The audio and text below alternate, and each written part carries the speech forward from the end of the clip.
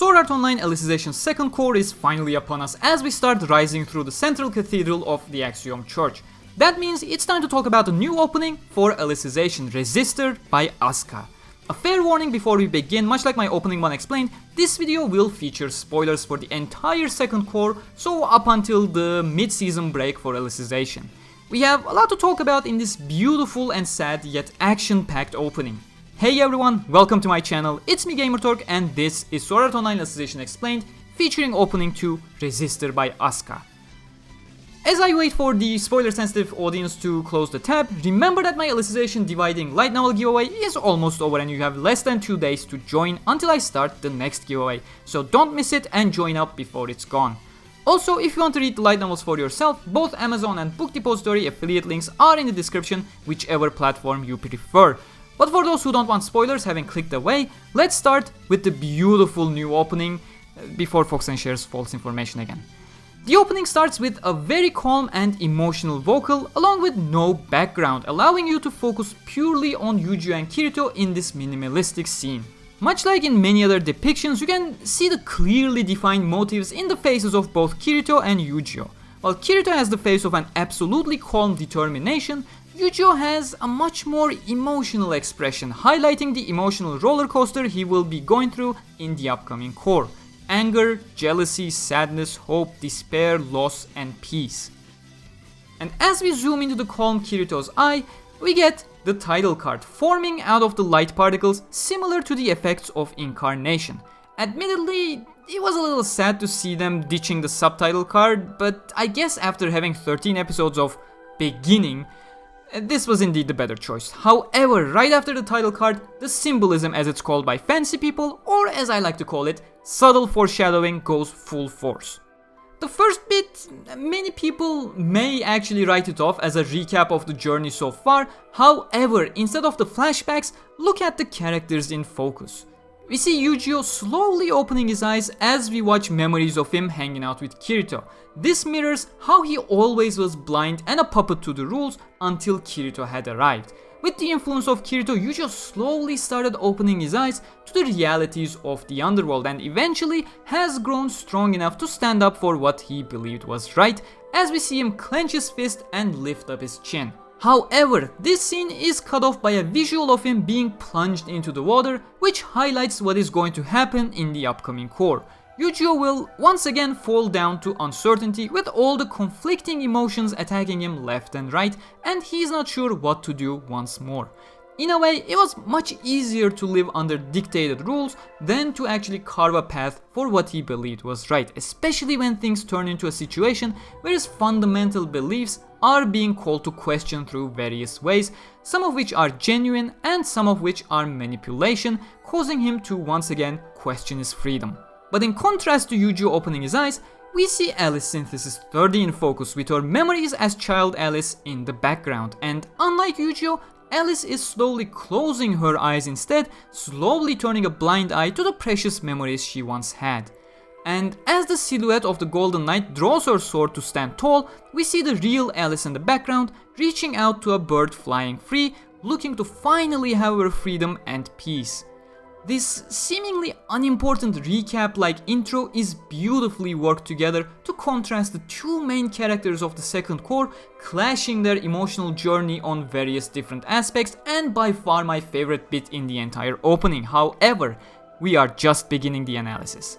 This is followed by the major fights Kirito and Eugeo will go through together on their rise through the central cathedral, and emphasis on together because the OP does not at all hint at what they will go through on their own throughout this journey. And in fact, these scenes pay homage to the 3 colored light novel illustrations respectively in Sword Art Online Volume 12, Alicization Rising, so that may be why we are skipping some other scenes as a neat reference to the novels in this bit. We start with the battle against Düsselbert Synthesis 7. We see Eugeo shouting in anger, and that is one of the first major emotional battles Eugeo will face in cour 2. While it is just another obstacle on their way to the top of the tower for Kirito and Eugeo, this all changes when Eugeo recognizes the knight. Once he realizes that Düsselbert was the same knight who arrested Alice over 8 years ago, Eugeo feels a sudden rush of anger, much like the time he faced Raios and Humbert just a couple of days ago in the academy. The Integrity Knight standing in front of him was the reason why Alice was taken away, was the reason why he blamed himself for over 6 years, why he felt indebted to Kirito for everything he did for him, why the entire journey had started, why he had to question all of his beliefs and go through all the pain he did. The knight in front of him was the root of all of his problems for Eugeo. After we see the fight against Düsselbert Synthesis 7 and his conflagration bow, just like the colored light novel illustrations mind you, we skip a bunch of events to jump straight to Fanatio Synthesis 2 fight on floor 50 with the helmet on as expected. Here we see Fanatio using the heaven-piercing blade, utilizing the power of Solus to defeat Kirito. The weapon she possesses is one of the rumored experimental weapons of Quinella, a weapon that had been created out of glass/mirrors to amplify the power of light coming from Solus and focus it on a singular point for maximum power. However, once the sword is unleashed, which we don't see in this specific opening, it's almost impossible to control the power it holds, even for the vice commander of the Integrity Knights, Fanatio. And while we do not see Eugeo in the scene against Fanatio, that's because Eugeo is following the plan of Kirito, which is to hang back until a certain sign to do something very specific, which is something we have seen in the second core trailer, and if you're interested, you can click the icon on the top right to watch my explained video for that trailer. But following the volume 12 colored illustrations, we cut to the Cloudtop Garden on floor 80 with the Integrity Knight in gold, Alice Synthesis 30, which is the final event of volume 12 Alicization Rising and the catalyst that starts volume 13, Alicization Dividing, causing certain people to go their different paths. In this shot, you can see Alice's Fragrant Olive Sword, or Osmanthus Blade as it was translated by Yempress, is glowing, but that is not because Alice is using a sword skill here. Keep in mind that both Düsselbert and Fanatio were using perfect weapon controls via the Enhance Armament command. That is the case with Alice in this shot as well. In fact, you can even see the effects of her perfect weapon control briefly, as this is not your average sword skill. And then we cut to the major foreshadowing part. We see Eugeo covered by a huge cloud of mist as he tries to draw the Blue Rose sword. This ties back with the clashing emotions I talked about regarding Eugeo earlier in the video, and of course, emotional manipulation to fuel the fire even more. And we see Blue Rose sword and the black one, soon to receive its name within this core mind you, on screen opposing each other in the mist as Kirito lunges forward with a skill you will remember from previous episodes based on his movement, and as will Eugeo. That is the 4-hit skill, Vertical Square, and he is using a known skill in this instance for a reason. Do you remember when Yuki said there are some things you can share only by fighting? That is exactly what Kirito is doing here to clear Eugeo's conflicting mind, and that is why he is using skills that Eugeo would surely remember from the Aincrad style he had been learning from Kirito throughout the 2+ years they have been together. I warned you about spoilers, haven't I? Up next, we see Quinella rising from a pool of blood with swords around her. This is obviously a figurative pool of blood, you won't see such a scene in the anime. However, this highlights the moment we learn about Quinella's plans to fight back the stress test as she uses her experiment against Kirito and Eugeo and others. The swords around her are not the swords of various Integrity Knights in this case. Those are the swords that act as decorative pillars in her chambers, but they are very special in a certain way, and that's where the pool of blood comes in, covering Quinella. These swords were created by fusing human souls into objects for the highest possible object classes available that can be used as indestructible weapons of mass destruction. However, I'll give you a hint. The individual swords are not really the weapons Quinella has in mind, but that's where I'll leave it. Since the opening does not go that far, I'll keep that mystery to myself until the time comes. Next up, we see Eugeo running without wielding a sword mind you, and extending his hand, lending himself as a weapon in support, and we see the Blue Rose sword come up as an overlay, launching forward in tandem with his hand, and this leads us into the next shot of Kirito, injured yet shouting in absolute uncontrolled anger, and more things flash on screen, which are bound to get you teary if you actually read the novels. We see Eugeo in the middle of a field filled with blue roses, naked, signifying that it's his soul/thoughts rather than the physical body lying there. We see blood dripping on a single blue rose, the rose belonging to the singular rose that is visible on the Blue Rose sword. And right after the blood dripping on the rose, we see Eugeo's soul having lost all of his color with his eyes shut, in the middle of a field of red roses instead. This is such a great scene that happens over 2 seconds that perfectly conveys everything that is coming without being explicit about it.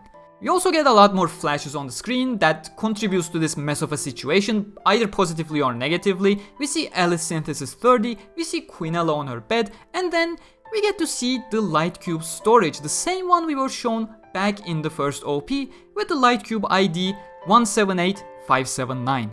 Back then, I assumed this was the light cube that stored Alice's floodlight since the initial spelling Alice showed up on the screen back then. However, the second OP makes it seem like that this is actually Eugeo's light cube, given the circumstances, and some other light cubes show up as well right after. Quinella flashes on screen once again, symbolizing how Quinella manipulated over 24 floodlights already, same as the light cube we have seen earlier with the ID 178579. We see Quinella lying on top of a red pile of something, but it's not really clear as to what the pile is of. One can assume it's probably red roses, or maybe just a figurative pile of red, highlighting all the people she had sacrificed in her quest to rule everything. This is followed by a clown-like figure, so meet Chudelkin. He is Quinella's current servant that you will undeniably hate so much, just because how much of an annoying fuck he is, but yeah, he plays a major role, especially in the final couple of episodes of this core, also providing a major twist at the climactic ending. Then we cut briefly to the operator, who has long forgotten her real name, a servant of the tower who operates the elevator platform on the 50th floor. Despite having like 4 or 5 pages or so and barely even speaking, Elevator-chan was among my favorite characters that highlighted the life in the church in a beautifully sad way in her relatively human-like position that she holds in the Axiom Church. About half a volume before, we actually got to see the incredibly disgusting depiction of the life through a different lens, and we actually get to see the origins of what the blue-faced reporters are. Then we cut to the little twins, Fizel Synthesis 29 and Linel Synthesis 28. As I mentioned in my Core 2 explained video, they do have an entire backstory tied to them, as well as a major conflict with the other Integrity Knights due to the nature of the twins. They are not your average Integrity Knights, to say the least. We see them lying on the ground, motionless in the middle of small pools of blood, with their daggers right next to them. The Sinister twins, while extremely skilled and cunning, are in deep trouble after what they attempted to do. And then we get to see the bit that leads the readers of Volume 14 Alicization Uniting probably in tears right before we see Cardinal fading away. Alicization Uniting really offers a twist on the word uniting, considering the circumstances it starts on, and goes against the expectations of the readers, despite 100% delivering on the promise of uniting. We see a hand, Eugeo's hand, reaching out to the starry night sky and asks Kirito if he had named this sword that he had been calling the Black One after all this time. And upon Kirito's answer, Eugeo has one sincere request from Kirito as they peacefully watch the night sky. And last but not least, once again, the opening comes to an end the same way the first opening. Kirito and Eugeo's handshake, with one single difference. They high-five each other and walk their different ways as Eugeo heads towards the peaceful path of the light, while Kirito walks towards the path of pain, towards the dark. And the second opening reaches an end with the iconic shot that you'll remember from the previous arc openings as well, with 2 swords slammed into the ground together. Right next to the cut down trunk of Giga's Cedar, the Blue Rose sword and the recently named Night Sky sword shine under the light coming from the cloudy sky. And if you made it this far into the video, let's do justice to the opening and comment "stay cool" down below to let me know that you made it this far. We have a huge action-packed yet even more emotional journey waiting for us as our heroes keep rising through the central cathedral, eventually leading to unexpected circumstances dividing them in the middle of the journey. And eventually, the heroes will end up uniting in the wake of their goals. And yes, those are the titles of Alicization novels that this core will be adapting: V12, 13 and 14, titled Alicization Rising, Dividing and Uniting respectively. Now again, I do strongly recommend you read the books as they're absolutely beautifully written, filled with all kinds of emotions while also being incredibly fast-paced and exciting. And if you want to get the books and read them for yourself before the anime gets there, Amazon and Book Depository affiliate links will be in the description for reference. Episode 14 will start with the second chapter of volume 12, so if you want to jump on board, Alicization Rising is the book you'll want to get right now. Also, if you're looking for Alicization V13, Alicization Dividing, you have less than 2 days to join my giveaway before it concludes. Link for the giveaway is in the description as usual. I hope you enjoyed this opening explained video as much as I enjoyed this incredible opening again. If you want to get the song, Resistor by ASCA will be released in Japan right when the episode airs, so by the time you're watching this video, the song will be available on Japanese iTunes along with the new ending by Reona, Forget Me Not. As always, thank you very much for watching, like and share if you enjoyed, and keep in mind that you can support my channel directly through patreon.com/Gamerturk, as I extend a huge thanks to my patrons as usual. I'll see you in a couple of hours with episode 14 explained. Until then, stay cool.